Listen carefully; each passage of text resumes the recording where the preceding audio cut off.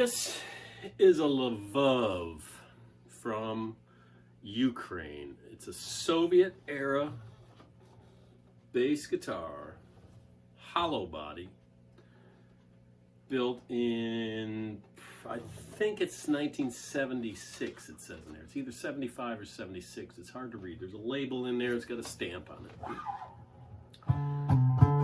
The Soviets were late to the game of guitars because of electric guitars because they weren't considered to be essential in the Soviet situation. And then eventually, maybe it was because of, I don't know, John Lennon or Rush or somebody, the Eagles, that they realized they need electric guitars.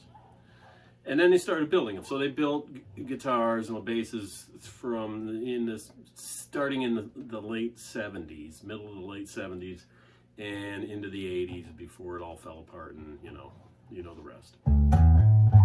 So this Lvov made two different guitars. They made the guitar and they made the bass, and they both look the same. The bass is a little bit bigger, of course. They're recognized easily by the backwards F hole, and it's actually a really well-made instrument. It really is. It's not completely hollow, but it's not semi-hollow. It has two what looks like spruce rails that run down through the whole body and connect the top to the back to make it very rigid. So the body it's a smart design. It's well built. But it's not a semi-hollow like Gibson, where it's a big solid block down the middle. And what that does is it keeps the weight down. It's not all that heavy. And it's a laminated body, as far as I can tell. It's just laminations. It's not very thick. It's like thin line thickness. The neck is a little bit different. The neck is made out of beech, and that's odd.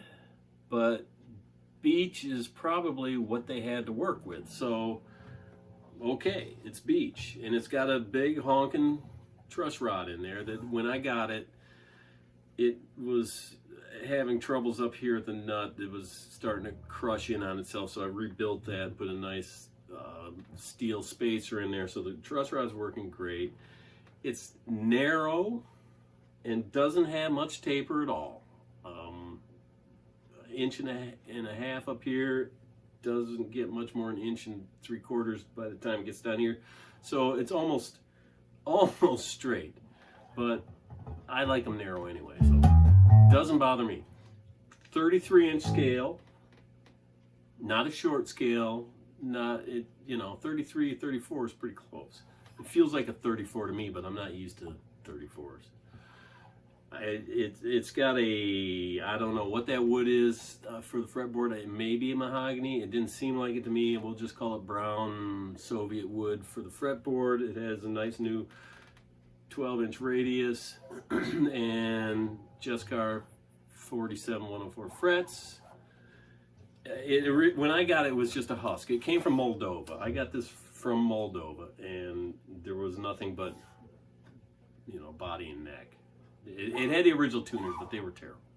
So somebody had tried to do a decorative paint job on the back to make it look like it used to be. That's all gone now. It was unnecessary. And when I was pleased when I got in there. There's no mysterious cracks or anything. It's all very intact and in good shape.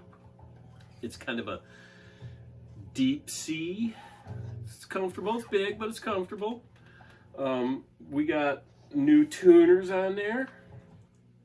Your Fender style tuners that just barely fit on there. New a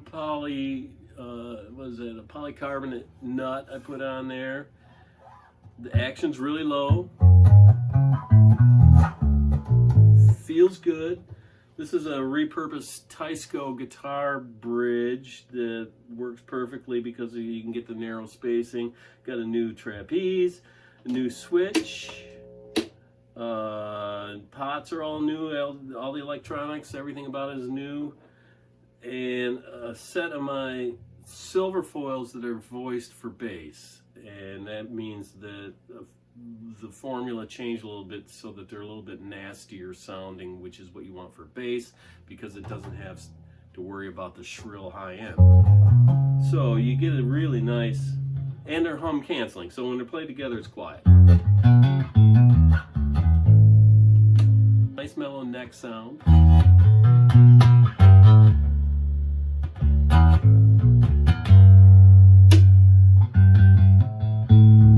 Quiet hum canceling. And a little bit more of a bark down by the bridge. So it's a nice bass. It feels really nice and it came out good. It's structurally very solid. You're not going to find another one of these around. It's a Lvov.